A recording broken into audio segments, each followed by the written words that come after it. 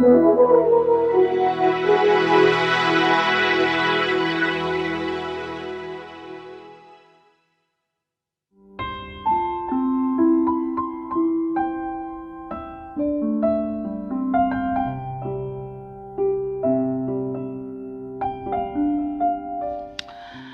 Ibu, saudara-saudaraku sekalian, Roma 3 ayat 23 itu ayat yang sudah sangat populer.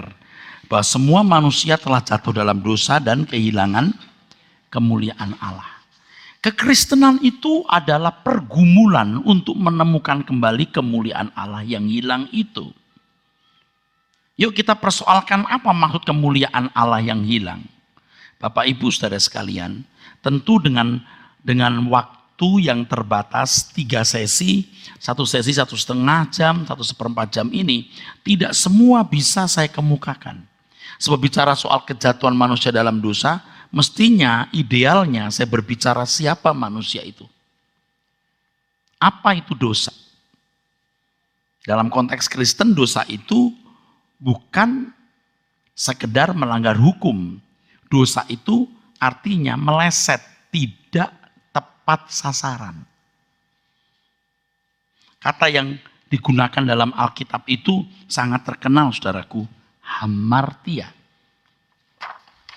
Ini termasuk prinsip, saudara sekalian, hamartia ini.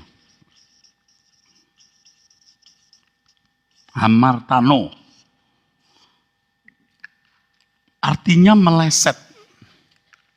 Tidak kena sasaran, saudara. Jadi pelanggaran itu bukan hanya tidak melakukan hukum, tetapi ketika tidak melakukan tepat seperti yang Tuhan kehendaki. Sebenarnya manusia diciptakan Tuhan serupa dengan gambarnya, artinya manusia mampu melakukan segala sesuatu tepat seperti Tuhan. Tidak ada yang dilakukan manusia yang bertentangan dengan selera Tuhan. Mestinya, idealnya. Tetapi kejatuhan manusia dalam dosa, manusia tidak mampu itu. Nah, keselamatan dalam Tuhan Yesus Kristus hendak mengembalikan manusia kepada rancangan semula tersebut, saudara. Nah, untuk itu kan seperti yang tadi saya kemukakan, saudaraku, orang Kristen harus mengenal kebenaran, memiliki kecerdasan roh, dan kepekaan mengerti kehendak Allah. Apa yang baik, yang berkenan, dan yang sempurna. Dengan demikian dapat disimpulkan bahwa kekristenan adalah perjalanan hidup orang percaya yang diproses untuk menemukan kembali kemuliaan Allah yang hilang, yaitu kemampuan berpikir seperti Allah berpikir. Kemampuan berperasaan seperti Allah berperasaan. Jadi tidak heran kalau di Filipi 2 ayat 5-7 firman Tuhan mengatakan, hendaklah kamu dalam hidupmu bersama menaruh pikiran dan perasaan yang terdapat juga dalam Kristus Yesus. Dan kalau kita mengerti goal dari kekristenan yang benar ini, kita akan selalu merasa miskin di hadapan Tuhan. Artinya, kita belum mencapai target yang harus kita capai. Jauh.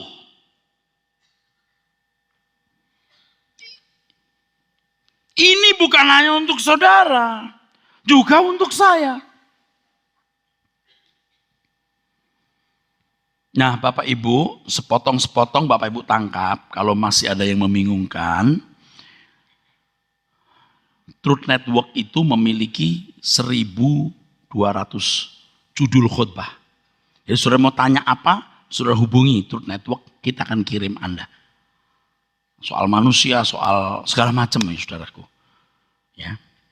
Saya kan sebenarnya menyampaikan beberapa ekstraksi atau abstraksi dari beberapa kesimpulan-kesimpulan, menyimpulkan kesimpulan. Jadi memang ya pendek ya. Bisa mentah kalau bagi orang yang tidak mengerti. Kiranya Roh Kudus menolong kita, saudara. Usaha untuk bisa sepikiran, seperasaan dengan Tuhan. Waduh, saudara. Apapun yang kita lakukan, tanpa kita memaksa diri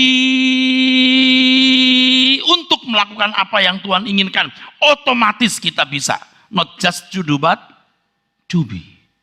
Ini perjalanannya panjang sekali, saudara. Jadi menemukan kemuliaan Allah yang hilang itu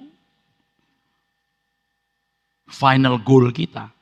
Dan Bapak Ibu harus tahu bahwa tokoh-tokoh perjanjian lama sehebat apapun mereka, Yusuf, Daud, Samuel, Daniel, siapapun, belum menemukan kemuliaan Allah yang hilang. Jadi kalau kita mengambil hikmah yang nilainya tinggi, tadi saya singgung, hikmah yang nilainya tinggi dalam kehidupan tokoh-tokoh Alkitab, masih bisa. Tetapi tetap akhirnya pusat pusaran itu di pribadi Tuhan Yesus. Di perjanjian baru. Karena mereka semua boleh hebat, tetapi mereka belum menemukan kemuliaan Allah yang hilang itu. Dari Abraham kita belajar imannya, dari Daud kita belajar kasihnya kepada Bapa di surga. Ya. Kita bisa mengambil banyak hikmah, bernilai tinggi dari tokoh-tokoh iman ini. Tapi akhirnya harus memiliki pikiran perasaan Kristus. Dan Tuhan menghendaki kita untuk menemukan kemuliaan Allah yang hilang itu, saudara, supaya kita ini menjadi apa yang saya sebut sebagai corpus delicti. Corpus delicti. Ini sebenarnya harus dibahas dalam makalah khusus. Ini tidak boleh dan tidak bisa sebenarnya dijelaskan dengan waktu 10 menit ini. Tetapi berhubung ini bagian dari masalah kekristenan yang hilang yang saya harus mesti kemukakan, dan Bapak Ibu mohon mengerti bahwa ini tema khusus dalam beberapa kali sesi pertemuan. Jika Bapak Ibu bingunglah. Tapi jangan berpikir saya tidak punya landasan dari penjelasan ini, saudara. Jadi begini, saudara. Allah itu Allah yang punya tatanan, saudara. Punya order. Ya. Tatanan itu dalam diri Tuhan. Ya. Saudara pun punya tatanan bukan dalam diri saudara. Aku orangnya enggak begini nih. Aku orangnya begitu, gitu loh. Aku tidak senang lihat begini. Saya mah orangnya begini. Ada tatanan dalam dirimu. Allah pun punya tatanan. Yaitu keadilannya yang kudus dan sempurna. Itulah sebabnya ketika iblis atau Lucifer atau Lucifer atau Hilal bin Sakhar memberontak, ya, Allah tidak bisa menghukum. Sebab harus ada pembuktian kesalahannya. Dalam kitab Roma dikatakan di mana tidak ada Taurat tidak ada pelanggaran. Kalau seorang anak kencing di pinggir jalan kita nggak bisa katakan salah sebelum ada tulisan dilarang kencing di sini. Itu pun tidak cukup, harus ada anak yang betul-betul bisa kencing di kamar mandi, di toilet. Harus ada verifikasi bahwa kencing di pinggir jalan itu salah karena ada larangan kencing di sini, dan ada pembuktian orang bisa kencing di kamar mandi, saudaraku. Nah, bagaimana menyalahkan iblis, saudaraku? Itu salah, Pak, memberontak. Apa memberontak itu salah? Jadi yang enggak memberontak yang bagaimana? Kalau orang tertuduh membunuh kan ada mayatnya dan ada bukti pembunuhan itu, murder itu dilakukan kan? Nah sekarang bagaimana membuktikan iblis bersalah?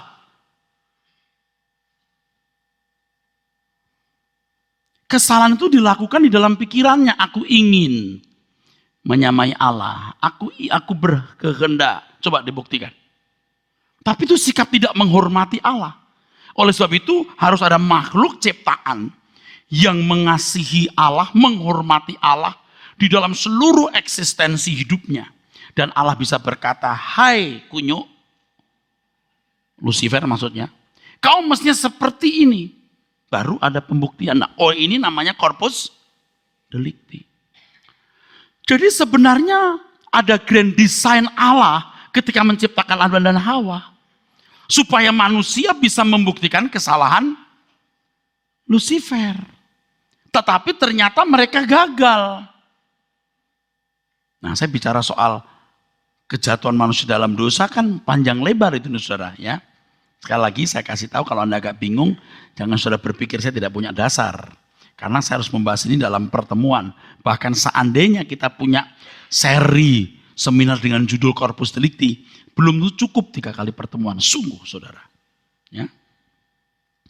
Jadi saudaraku sekalian, manusia ini mestinya membuktikan kesalahan iblis. Maka Tuhan berkata taklukkan bumi. Tentu yang harus ditaklukkan bukan hanya alam fisik, tetapi yang metafisik yang tidak kelihatan juga ditaklukkan. Bahkan itu yang paling penting. Karena iblis ditaruh di bumi ini. Coba. Jadi Tuhan kan mau memberi kesempatan manusia duel sama iblis di taman yang namanya bumi ini, saudara. Gagal manusia. Tetapi masih ada manusia kedua, Adam kedua. Itu Adam terakhir, Tuhan Yesus. Makanya Tuhan Yesus harus taat sampai mati, bahkan mati di kayu salib. Dia harus dalam segala hal disamakan dengan manusia. Tidak boleh punya kekuatan ekstra. Kekuatan ekstra yang dimiliki Tuhan Yesus itu juga karena ia taat. Bukan karena Tuhan Allah Bapa nepotisme. Alkitab mengatakan dalam segala hal ia disamakan. Amin. Dalam segala hal. Walaupun dia anak, dia belajar taat dari apa yang dideritanya. Dengan ratap tangis dia berdoa, memohon kepada Dia yang berkuasa menyelamatkan dari maut, supaya dia bisa bangkit. Dia berdoa dengan ratap tangis. Dan karena kesalehannya, bukan karena dia anak Allah, Allah tidak nepotisme. Karena dia saleh, Allah bangkitkan. Jadi ketika Tuhan Yesus bangkit, itu pembuktian dia taat. Itu pembuktian dia tidak bercela. Itu pembuktian dia benar. Dikatakan menang. Karena dari hal ini iblis bisa terbukti berbuat salah. Beri kemuliaan. Anda masih bersama saya? Jadi grand design ini luar biasa. Maka Tuhan Yesus itu dalam perjalanan hidupnya luar biasa bertarung. Dia harus tetap dalam integritasnya berprinsip makananku, melakukan kehendak Bapa dan menyelesaikan pekerjaannya. Taat sampai mati, bahkan mati di kayu salib. Kalau Ayub hanya tubuhnya yang disiksa, tapi nyawanya tidak diambil. Allah berkata kepada kunyu itu, kamu lihat hambaku Ayub? Bagus, ya? Bagus kan? Iblis berkata, ya Tuhan kasih dia berkat perlindungan, gimana enggak? Haleluya, haleluya. Oke, ayo kita mainkan. Habisi semua. Itu bukan sekedar Tuhan mau membanggakan seorang anak manusia, itu sebenarnya gambaran bagaimana Tuhan mencari pembanding. Dan ternyata saudara, Tuhan Yesus menang. Saya sering memberikan ilustrasi ya saudara. Tapi ini bukan sesuatu yang penting ya, agak lucu juga. Jadi ketika Adam jatuh dalam dosa itu 1-0. Iblis menang. Tapi ketika Tuhan Yesus menang, baru 1-1. Mau 2-1, kita yang harus menang. Tepuk tangan. Makanya kita ini mengikut Tuhan Yesus itu ikut jejaknya. Bukan beragama Kristen. Bagaimana kita memiliki ketaatan seperti ketaatan Tuhan Yesus. Saya juga dulu enggak yakin bisa, saudara. Saya juga enggak yakin bisa. Jujur, saya enggak yakin bisa. Tapi karena kepaksa saja. Sekarang saya berkata bisa. No choice, bisa. Bukan mau sombong. Sekarang belum. Saya lagi jalan terus. Sampai bisa. Aku percaya bisa sempurna sepertimu. Tuhanku Yesus yang telah sempurna teladanku. Aku percaya yang kau firmankan kepadaku, sempurna seperti Bapa kita di surga. Memahami, melakukan semua yang engkau inginkan. Ku mau setia memenuhi rencanamu. Tuhan tahu ku tak mampu dengan kekuatan sendiri. Kau memberi kuasa agar ku bisa sempurna. Biar orang ngomong kita, biar kita diomongin orang ngomong besar tuh, ya terserah. Dulu juga kita nggak yakin bisa sempurna. Emangnya sekarang bisa, Pak? Emang sekarang bisa, Pak? Nah, Tuhan yang bilang you must be perfect. Tuhan yang bilang kamu harus sempurna. Masa kita nggak bisa? Ya tapi nanti dulu Pak, sempurna yang gimana? Maksud lu sempurna gimana? Ya sempurna seperti standar Tuhan. Cuman kan untuk sempurna lewat tahapan, bro. Jadi tahapan-tahapan harus dijalani. Jangan sudah berkata nanti sempurna waktu di surga. Nggak bisa. Harus sempurna di bumi ini menurut ukuran Tuhan. Memang setiap orang ditarget beda. Yang baru bertobat umur 50 tahun ya sempurnanya beda dengan orang yang bertobat waktu sudah bertobat umur 17 tahun. Ya kan Pak? Kalau anak umur 4 tahun diberi soal 3 tambah 3 berapa nak? 6, sempurna. Jangan umur 20 tahun 3 tambah 3 berapa nak? 6, enggak sempurna. Kamu mesti udah akar-akaran, udah susah soalnya. Nangkep maksudnya? Halo? Harus ada tahapan, saudaraku. Jadi saudaraku, kita harus jadi corpus delicti. Kekristenan itu proses menjadi corpus delicti. Kalau cuman jadi orang baik, orang beragama, ya enggak usah jadi Kristen. Kristen itu proses menjadi corpus delicti. Artinya menjadi sempurna seperti Kristus. Jadi kita disebut Kristen. Masih bersama saya saudara? Halo? Amin? Iya saudaraku. Kalau kita ingat begini ini kita juga masih kita yang masih belum sempurna rasanya Tuhan. Kok aku belum juga jadi corpus delicti Tuhan. Tetapi saya berikan saudara satu kiat untuk terpacu jadi corpus delicti. Mau dengar saudara? Yang di robot tahu. Berpikirlah seakan-akan Anda corpus delicti yang terakhir. Yang dipersiapkan Tuhan. Itulah sebabnya kita menjadi umat pilihan. Yang namanya umat pilihan itu bukan berarti saudara pasti terpilih masuk surga. Ini begini saudara. Ya. Ini kalau semua penduduk dunia itu jumlahnya sekian. Yang sekian hidup di zaman PL. Jadi mereka tidak pernah mendengar Injil. Yang sekian hidup di zaman Tuhan Yesus tapi tidak pernah mendengar Injil karena tidak terjangkau, unreached people. Yang sekian ini ada kelompok orang yang mendengar Injil salah, meruwel. Mendengar Injil salah ini Pak. Nah kalau dari kecil disekokin begini, Yesus bukan anak Allah. Masa Allah punya anak?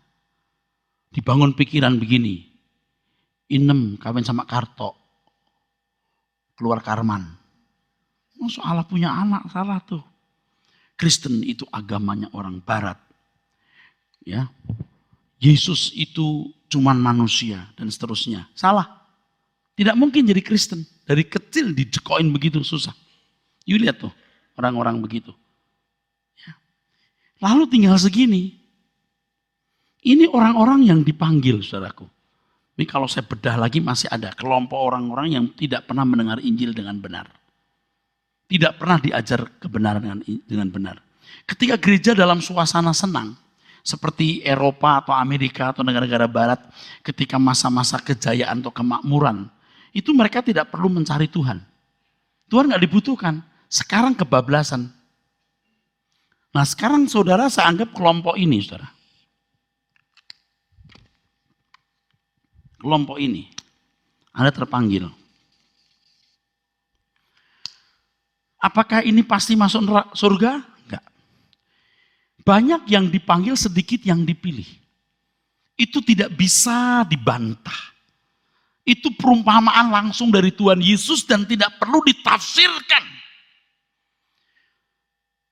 Bahwa yang diundang itu tidak dilengkapi dengan pakaian pesta. Sebab pakaian pesta harus diusahakan sendiri untuk menunjukkan keseriusannya menerima undangan.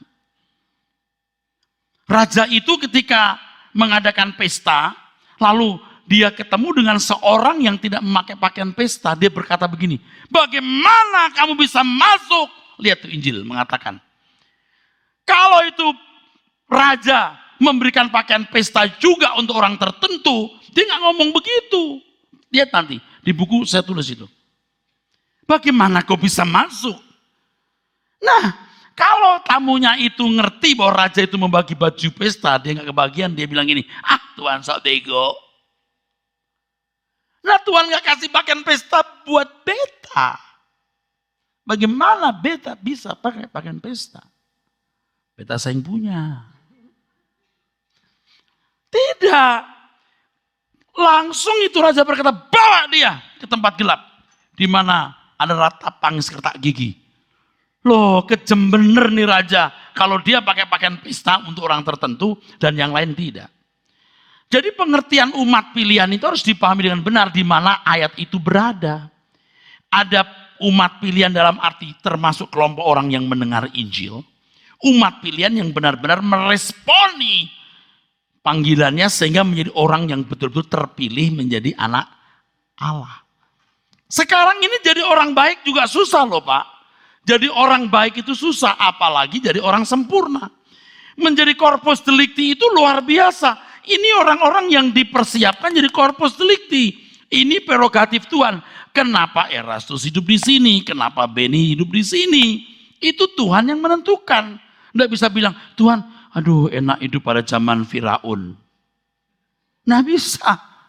Anda harus hidup di sini. Kenapa you nggak tinggal di pedalaman Afrika yang Injil tidak sampai? Walaupun hidup pada zaman setelah Tuhan Yesus datang ke dunia. Setelah abad 1 maksud saya. Tapi tidak mendengar Injil. Anda di sini. Sudah begitu Anda punya kesehatan. Jasmani rohani. Punya nalar. Jadi umat pilihan itu orang yang hidup di zaman perjanjian baru. Yang mendengar Injil dengan benar. Yang sehat jasmani rohani. Dan punya segala kemungkinan untuk mengembangkan diri. Menjadi manusia Allah, man of God. Menjadi corpus delicti. Nah kalau kesempatan ini diberikan kepada kita. Lalu kita menyanyiakan. Binasa. Yang diberi banyak, dituntut banyak.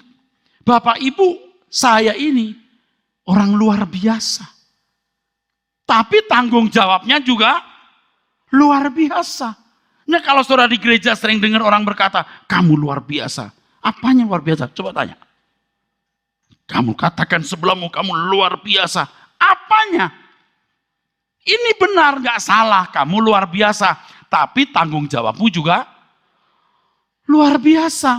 Kalau cuma disebut kamu luar biasa, tidak ada penjelasan. Konyol. Bodoh bener saudaraku. Kamu dipanggil untuk sempurna. You must be perfect. As just your Father in heaven is perfect.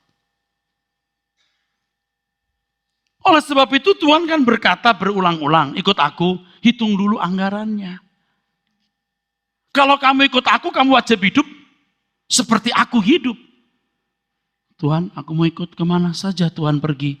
Serigala punya liang, burung punya sarang, anak manusia tidak punya tempat untuk meletakkan kepalanya. Mau. Tuhan, bagaimana aku boleh hidup yang kekal, hidup yang berkualitas. Lakukan hukum Taurat. Ini zaman perjanjian lama. Melakukan hukum itu berkualitas. Rupanya orang itu sudah melakukan hukum. Lalu dia berkata, Tuhan, semua sudah kulakukan, kurang apa lagi? If you want to be perfect, kalau kamu sempurna, masuk sini.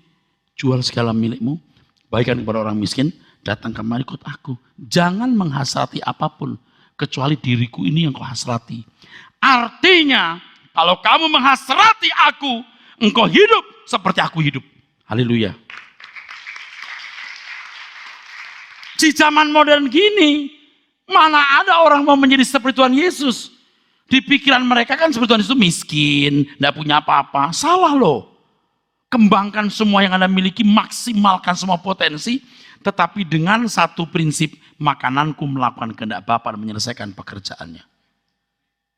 Maka tadi dalam lagu tadi, saudaraku sekalian, referennya kan, aku percaya bisa sempurna sepertimu,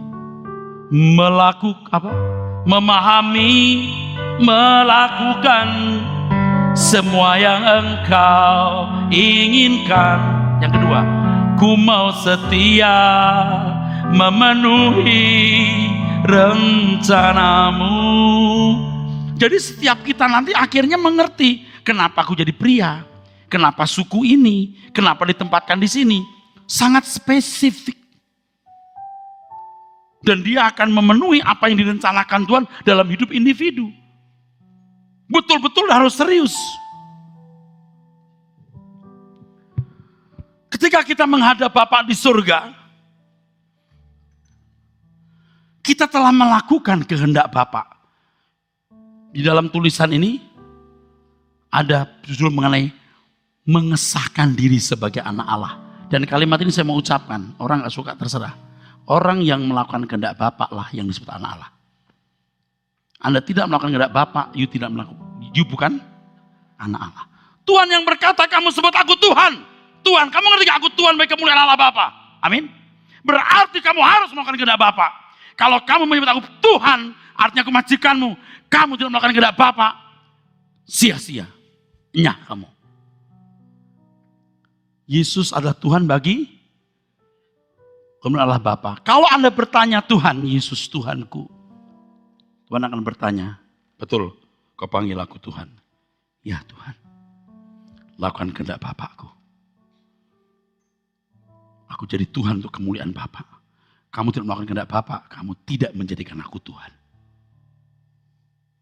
Beri tepuk tangan untuk kebenaran ini. Hari gini ngomong corpus delicti, orang begini, terserah situ. Emangnya gue urusin lo. Kalau kamu mau silahkan, enggak mau juga silahkan. Nah saudara yang mendengar kebenaran ini, jangan sia-siakan kesempatan ini.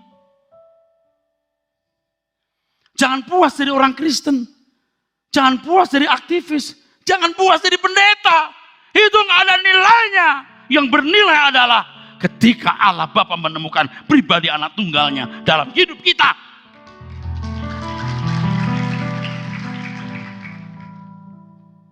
Memang ini satu hal yang sulit, saudaraku. Rumit. Tetapi tidak ada pilihan lain. Harus.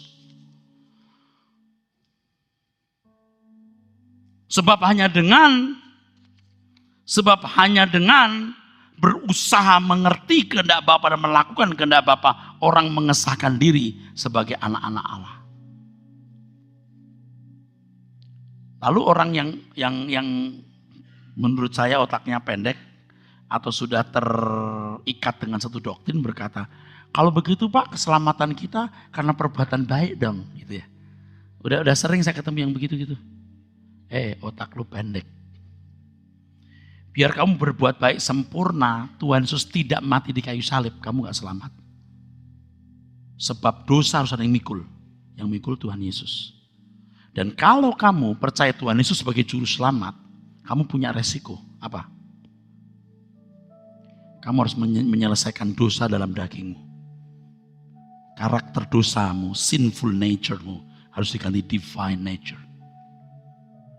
Jadi menerima anugerah itu jadi berat. Sebab dengan menerima anugerah tersebut, kita harus dimuridkan. Jadi kan semua bangsa murid itu kan, diproses. Dan itu gak otomatis kan. Dan berpikir, ya pokoknya kalau kita sudah dipilih Pak, sampai akhirnya juga kita pasti selamat. Selamat itu apa dulu? Ya kan sekali selamat tetap selamat Pak. Selamat itu apa dulu bro? Kalau hanya terhindar dari neraka, diperkenankan masuk surga, itu bukan keselamatan, ini buah keselamatan. Tuhan jelas berkata, yang menabur dalam daging, menuai kebinasaan, menabur dalam roh, menuai kemuliaan. You harus menabur, you yang menabur. Apalagi kalau sudah berbicara, taruh pikiran perasaan Kristus dalam dirimu. Ini soal batin. Tidak mungkin Tuhan intervensi sampai membuat manusia jadi boneka. Kita yang harus menaruh pikiran dan perasaan. Dan Anda tahu, menaruh pikiran perasaan dalam diri kita itu proses. Tidak jebret berubah. Itu tidak sulapan. Terus pembaharuan pikiran day by day terus baru berubah. Jadi kita yang melegalisir apa kita jadi anak Allah atau tidak. Sebenarnya secara de jure kita bisa jadi anak Allah. Bisa. Karena Yesus mati di kayu salib. Tapi secara de facto itu akan membuat kita mengesahkan diri sebagai anak Allah. Saya katakan bisa, itu enggak otomatis. Makanya di Ibrani pasal 12, anak mana yang enggak dididik oleh Bapak? Kalau tidak berarti notos, anak tidak halal. Tapi kalau dididik itu huios, namanya anak yang sah. Sekarang mau dididik enggak? Jangan dikit-dikit kena masalah sudah marah-marah. Tuhan kenapa aku harus punya masalah ini? Tuhan di manakah kau? Justru Tuhan memproses kamu lihat masalah-masalah itu. Makanya kalau kita jadi pendeta yang gak ngerti, jemaat punya masalah, datang ke kita, Pak Pendeta, tolong saya punya masalah. Tuhan buka jalan, cabut masalahnya. Main cabut kayak bulu ayam dicabut. Hei, masalah itu mau mencabut karakter dosanya. Hadapi. Bagian mana dalam hidupmu yang akan dicabut Tuhan. Sebab Tuhan itu bekerja dalam segala sesuatu mendatangkan kebaikan supaya serupa dengan Tuhan. Yesus kan begitu. Supaya Yesus menjadi yang sulung kan. Pantaskah saudara jadi saudara bagi Yesus? Sudah bisa bahasa Indonesia enggak? Ini kalau pertanyaan susah dijawab terus gini, pura-pura enggak dengar gini. Ngomong apa dia? Saya juga belum tentu pantas ini saudara. Maka Tuhan masih beri saya waktu untuk berjuang terus sampai suatu hari saya boleh pulang ke rumah Bapak. Lalu jadi adiknya bisa. Jadi saudaranya. Lalu Bapak di surga berkata, hai kamu anak-anakku. Ini anakku yang tunggal paling besar. Ini raja. Kaisarmu, rajamu. Untuk kemuliaanku. Sembah. Semua baru begini. Seperti raja-raja di Cina itu kan begitu. Anak yang paling gede ditunjuk. Kasih cincin, kasih mahkota. Ini raja, semua langsung tunduk. Kita juga begitu.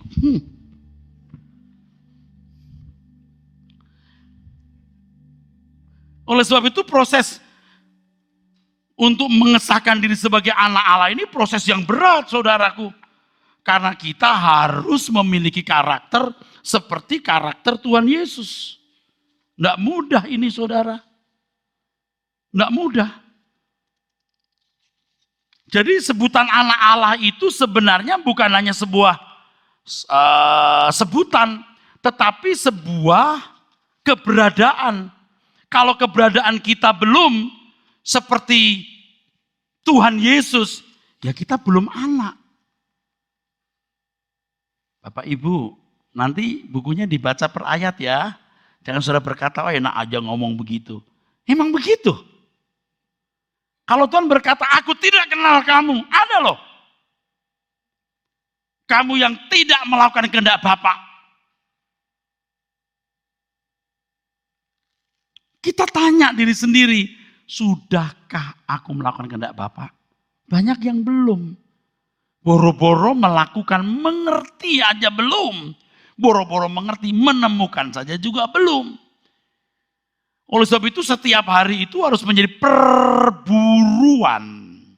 30 menit berdoa, waktu baca Alkitab, sambil jalan, kita mikirin Tuhan. Lagu-lagu rohani yang didengar. Lagunya Pak Eras.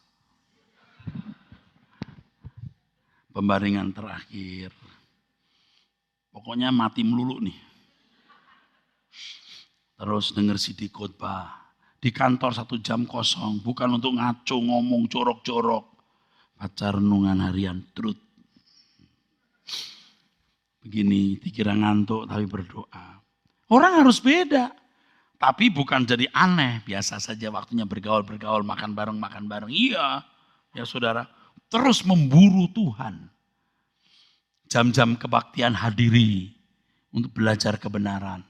Jadi jangan saudara berpikir sudah jadi anak Allah karena saudara menyebut Allah Bapakmu.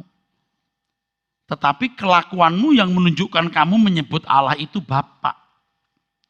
Kalau orang tidak mau serius di sini, ya, Anda tahu, orang tidak mau serius mengesahkan diri sebagai anak Allah. Itu sama seperti Esau yang membuang, merendahkan apa hak kesulungan.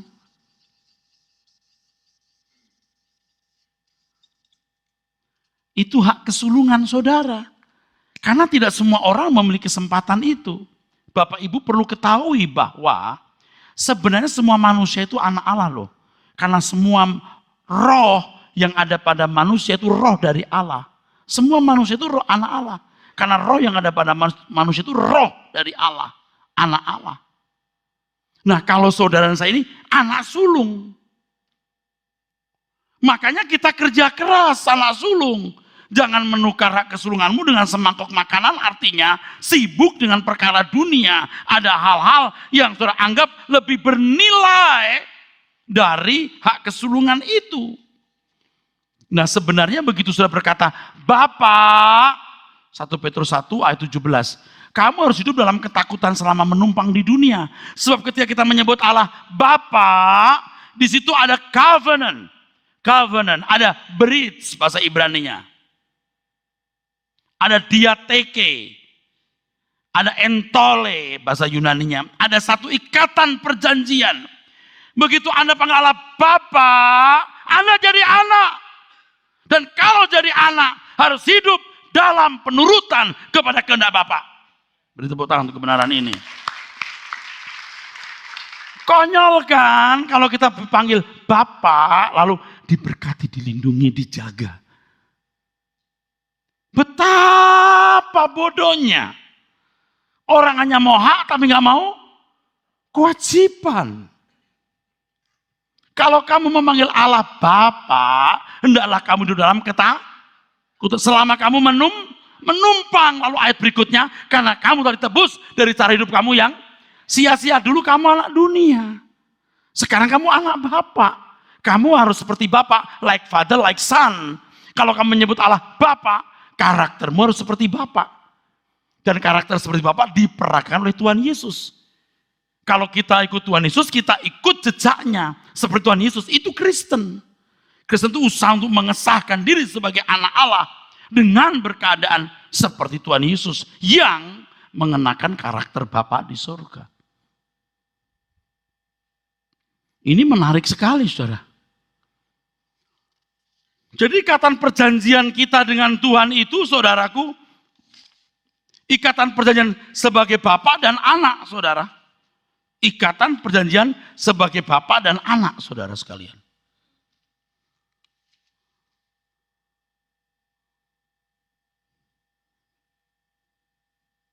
Dan itu mahal harganya. Sangat mahal. Memanggil Allah Bapa itu. Aduh Bapak Ibu, yuk kita renungkan yuk. Allah semesta alam yang menciptakan langit dan bumi. Boleh memanggil kita anakku. Betapa dahsyatnya. Betapa dahsyatnya kita boleh panggil Allah Bapa. Itu berarti keadaan kita harus unggul, mulia, suci, tak bercela. Kudus seperti Tuhan Yesus. Itulah perjuangan kekristenan kita itu untuk itu saudaraku. Jangan menukar hak kesulungan ini dengan semangkuk makanan. Dan jujur saja banyak orang sekarang sedang menukar hak kesulungannya dengan semangkuk makanan. Anda tahu nggak Israel dengan Allah Yahweh? Ada ikatan perjanjian. Amin. Amin. Amin. Ikatan perjanjiannya diikat dengan Taurat. Selama mereka melakukan Taurat dan menyembah Yahweh, everything is okay. Everything is okay, running well. Tetapi begitu mereka memberontak, diserang musuh, ditindas musuh, epidemi penyakit, panen gagal. Betul? Betul? Betul? Mereka mengingkari perjanjian itu. Sekarang Anda punya ikatan perjanjian dengan Allah sebagai Bapa dan Anak. Nanti ada lagi sebagai mempelai. Sebagai mempelai artinya tidak ada yang boleh kita hasrati lebih dari Tuhan. Mempelai.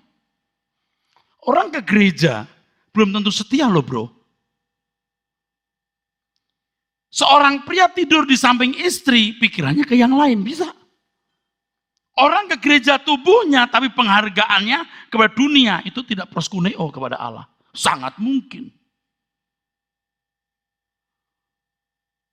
Kalau ikatan perjanjian antara Israel dan Yahweh dirusak oleh bangsa itu karena tidak mentaati Taurat dan menyembah ilah lain, Tuhan hukum mereka.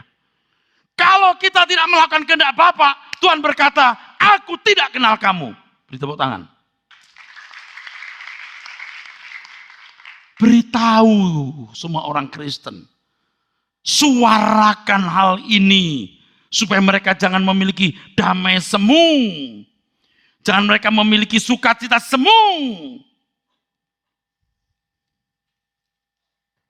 Dan merasa tenang. Sudah jadi anak Tuhan. Padahal mereka orang-orang yang terancam didiskualifikasi. Istilahnya untuk dieliminir. Betul nggak? Eliminir. Nanti kalau Tuhan panggil satu persatu nama kita, saudaraku, maksudnya nama-nama orang percaya, waduh betapa bahagianya. Ini sebuah ilustrasi saja. Kalau di kekekalan nanti lalu malaikat panggil nama kita, waduh. Riko Silain. Yes! Bukan, iya makasih Pak.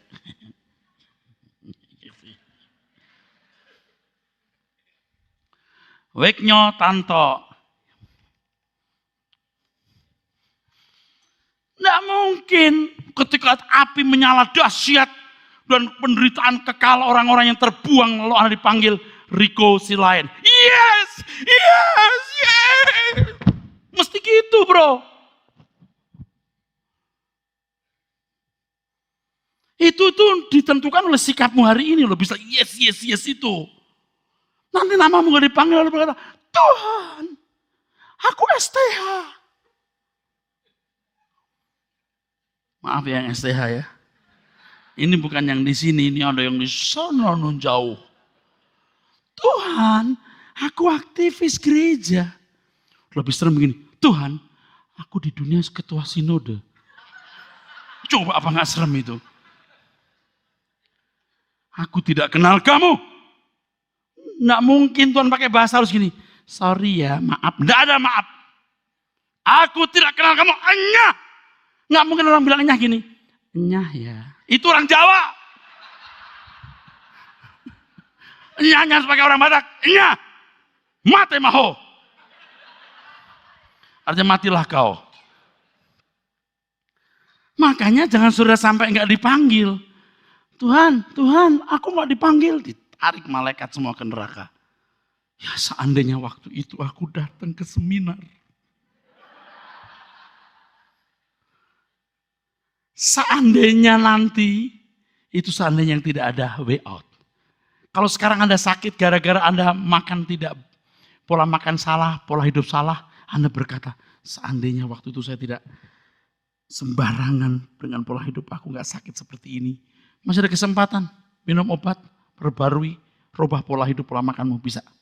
Tapi kalau sudah di hadapan Tuhan, I never knew you. Saya tidak kenal kamu, wopu dan senyi, mampus loh. Mengerti gak saudara? Sekarang ini waktunya sahkan dirimu sebagai anak Allah. Khotbah ini, seminar ini tidak akan bertentangan dengan doktrin manapun. Tidak akan. Mungkin tadi ada yang terganggu saya. Pak, emang puji-pujian nari-nari salah? Tidak salah. Nangis, present worship nggak salah. Salah Pak? Enggak. Cocok nggak dengan hidupmu tiap hari? Itu maksudnya. Karena saya di luar juga ada dengar kalimat, waduh jangan sampai orang salah ngerti Pak. Masa begini kalau saudara berkata, senang girang di dalam Tuhan. Padahal girangnya di rumah itu karena mobil, rumah bagus. Kan nggak klobror. Di gereja kan gini, takkan pernah ku bawa selain yang terbaik. Tapi di gereja kita kasih remah-remahnya. Kan bohong saudaraku. Di gereja, mataku tertuju padamu.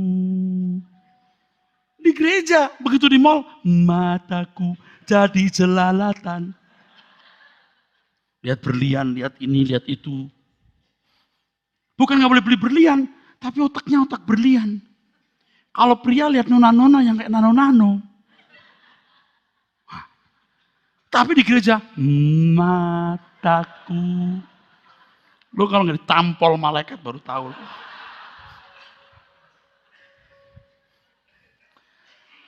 Dulu juga saya di gereja begitu. Waduh, begitu kudusnya gitu. Kalau jalan di gereja itu kelihatan agung gitu. Dulu kan nggak pakai iPad nih. Dulu kan pakai Alkitab. Yang tebelnya segini itu ya.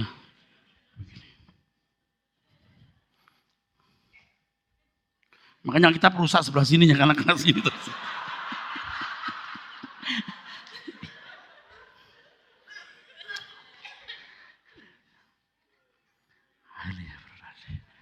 Tuhan berkati.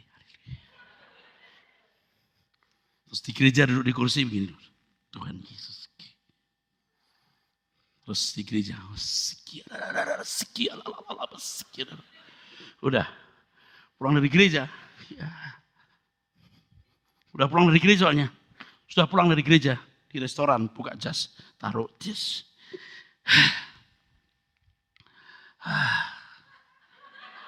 Mbak. Menu. Mbak. Tolol lama bener sih. Itu begitu. Jadi banyak orang tuh bermain begitu. Oke, ini tadi kan contoh ekstrim. Contoh ekstrim. Tapi rata-rata begitu. Jadi antara hidup tiap hari dengan kelakuannya di gereja beda. Di gereja, waduh Tuhan, aku bergirang di dalam Engkau. Wah, begitu loh. Tapi hidup tiap harinya enggak seperti itu. Kan bohong. Itu maksud saya. Seperti rusa yang haus. Waduh, itu mulut tuh luar biasa. Cangkem itu. Itu yang enggak cocok bro. Enggak semua orang begitu Pak. Ya enggak semua orang begitu, aku tahu. Tapi berapa persen sih yang hidupnya cocok dengan hidupnya tiap hari? Berapa persen? Kalau dulu ya, gereja-gereja karismatik itu miskin-miskin. Jadi kalau nyanyi ya, itu tuh lebih tulus. Tak lama lagi Tuhanku datanglah, bawa saya masuk sana. Itu gereja-gereja Protestan dulu juga waktu masih susah, asli tulus. Apalagi gereja karismatik karena kita di dekade ini ya. Wah kalau nyanyi. Saya mau pulang ke surga. Karena pendetanya miskin-miskin pendetanya saudaraku sekalian. Ini benar, centek benar, Ya. Belakang langit biru ada mahkotaku. Waduh, itu meresep banget tuh di hati. Sekarang hilang tuh lagu-lagu itu. Diganti gini, ku mau di sini. Ku mau di sini. Aduh. Allah kita heran dan besar. Oh, ku mau di sini. Lupa pulang. Nanti pembahasan di terakhir kira-kira musafir. Perjalanan hidup orang Kristen itu perjalanan musafir. You nggak jadi musafir, bukan Kristen bro. Nah orang Kristen sejati itu saudara, itu orang Kristen yang hidup di dalam terang. Artinya saudara, dengan kualitas hidup sebagai anak Allah itu kan hidup dalam terang. Kalau bagi orang Yahudi Pak, hidup dalam terang itu dua cirinya. Satu menuruti hukum dan dalam kejayaan lahiriah. Kan Tuhan terangku, the Lord is my light, artinya Tuhan itu kebahagiaanku. Jadi Tuhan itu terangku itu artinya Tuhan menjadi kebahagiaanku, Tuhan menjadi kesenanganku, Tuhan menjadi keselamatanku. Jadi orang-orang Israel tuh berjalan dalam terang kalau hidupnya taati Taurat dan hidupnya nyaman. Itu begitu. Tapi orang Kristen, apa itu hidup dalam terang saudaraku sekalian? Mengerti kehendak Tuhan, bukannya melakukan Taurat, mengerti kehendak Tuhan. Jadi kalau zaman dulu orang tidak melakukan Taurat, tidak melakukan hukum itu berjalan dalam gelap. Tapi di zaman perjanjian baru, biar melakukan hukum, kalau tidak mengerti kehendak Allah berarti masih hidup berdalam gelap. Mata pelita tubuh, kalau matamu gelap, gelaplah seluruh tubuhmu. Artinya pengertian. Kalau orang zaman dulu, perjanjian lama, orang cukup membaca hukum secara tertulis. Bagi umat perjanjian baru, yang dibaca itu pikiran perasaan Tuhan. Kalau orang zaman perjanjian lama, mereka ukuran sukacitanya itu berkat jasmani. Maklum juga, tidak masalah. Tapi bagi orang Kristen, bukan. Sukacita, damai sejahtera, sukacita oleh Roh Kudus. Beda. Jadi kalau saudara merasa girang karena punya duit, ekonomi baik, you masih berjalan dalam gelap. Anak-anak Allah itu mengerti pikiran perasaan Allah dan sukacitanya di dalam Tuhan. Beri tepuk tangan saudara. Ini memang hal yang sulit, saudaraku, hal yang sulit. Tuhan Engkau kebahagiaanku, sukacita dalam hatiku. Apapun terjadi di hidupku, Tuhan Yesus cukup bagiku. Tuhan Engkau kebahagiaanku, Tuhan Engkau kebahagiaanku, sukacita dalam hatiku. Apapun terjadi di hidupku, Tuhan Yesus cukup bagiku. Walau hidup ini aku sendiri, Engkau setia menemani. Walau tiada harta dan kehormatan, Engkau kekayaan abadi. Makanya Anda tahu teologi kemakmuran. Seakan-akan kalau ikut Tuhan kita bisa menggunakan Tuhan untuk kebutuhan, pemenuhan kebutuhan jasmani kita. Itu merusaknya luar biasa, sangat merusak. Bukan kita nggak butuh kemakmuran jasmani. Anda nggak usah persoalkan itu, karena Bapakmu tahu kamu membutuhkannya. Itu Alkitab sekali saudara. Kamu lihat tuh, bunga di padang. Didandani Tuhan, Salomo tidak seindah bunga itu loh. Amin.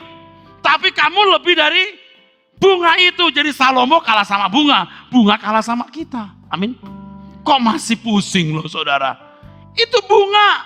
Bunga di padang. Apalagi bunga Citra Lestari.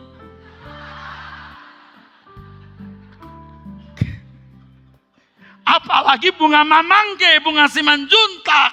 Dan jangan lupa bunga raja guguk.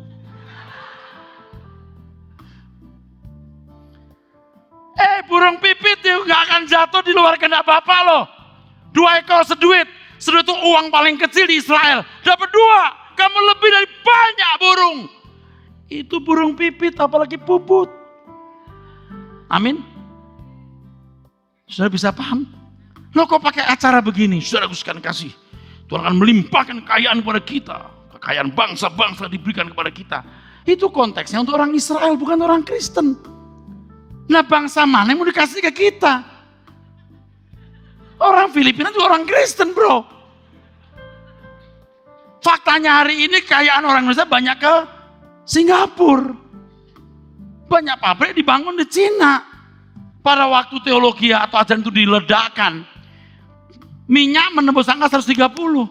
Yang kaya orang-orang Arab. Saya bukan mau menyerang pendeta-pendeta itu, maaf ya Pak ya Bu. Saya nggak mau punya musuh, mereka juga saudara-saudaraku. Tapi kalau keliru harus saya luruskan.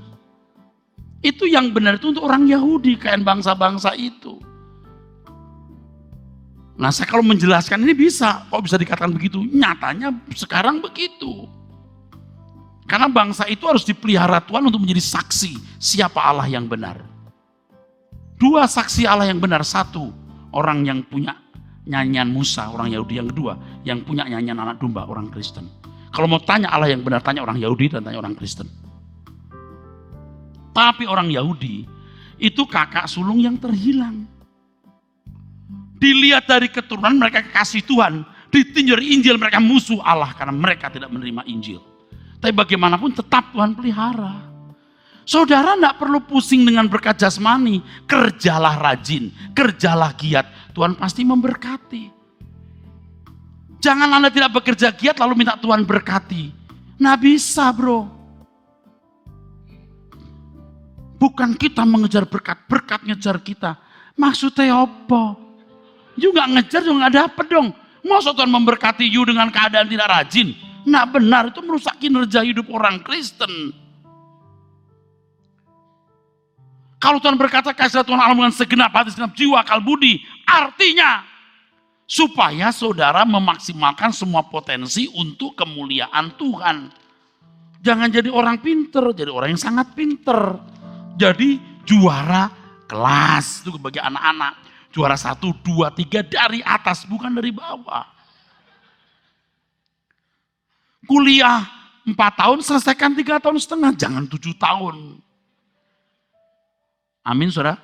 Buka toko yang lain jam 9.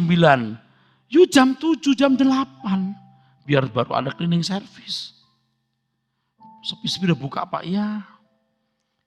Orang tutup jam 6, Anda tutup jam 7. Kecuali Anda ada acara gereja atau pelayanan. Jangan orang buka jam 9, you buka jam 12. Orang tutup jam 6, Anda tutup jam 3. Katanya biar Tuhan memberkati. Biar 3 jam. Allah baik, sungguh baik. Kelihatannya itu tidak berdampak negatif. Dampaknya negatif sekali Pak. Makanya kenapa saya bicara begini seperti orang kerasukan. Kerasukan Roh Kudus maksudnya.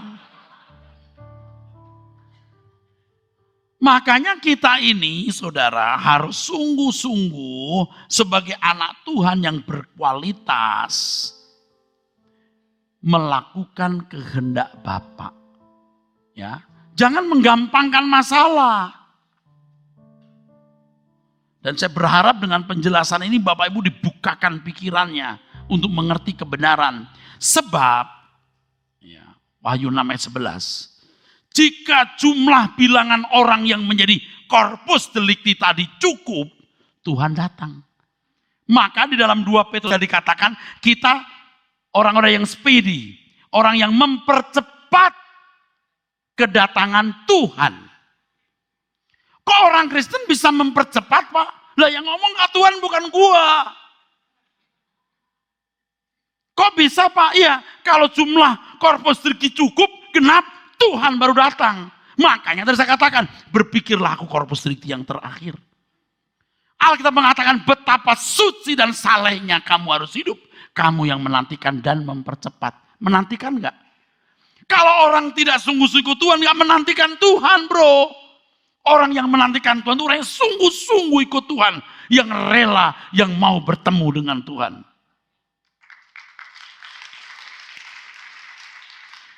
Yang tadi di lagu, apa tadi yang selamat malam saat berpisah itu kan, Tuhan Engkau mengingat aku waktu alam semesta menderu. Pasti Engkau datang sebagai Raja menjemput orang saleh semua. Perhatikan, harimu yang mulia ku harap segera tiba. Saya belasan puluhan tahun jadi orang Kristen, saya tidak mengharap Tuhan datang loh. Saya mau punya kerajaan di bumi ini, tapi memang gak diucapkan. Tapi setelah saya sadar saya baru mengerti bagaimana melekat kepada Tuhan dan mulai ada kerinduan ketemu dengan Tuhan. Mulai tulus. Kulabuhkan rinduku di peluk hatimu. Tentu kau merasa yang ku rasakan. Perhatikan. Kelak kita berjumpa, berpadu selamanya.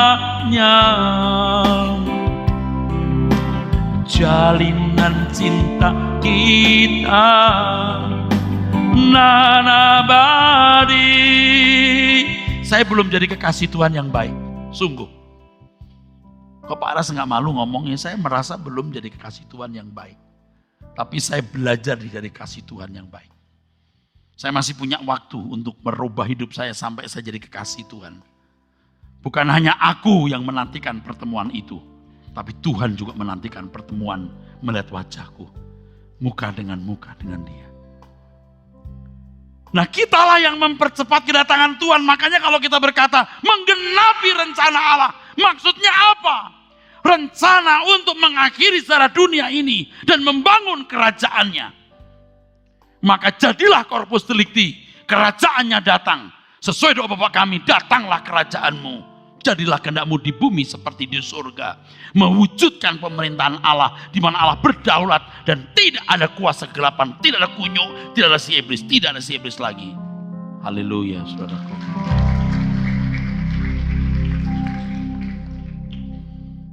Tuhan memberkati.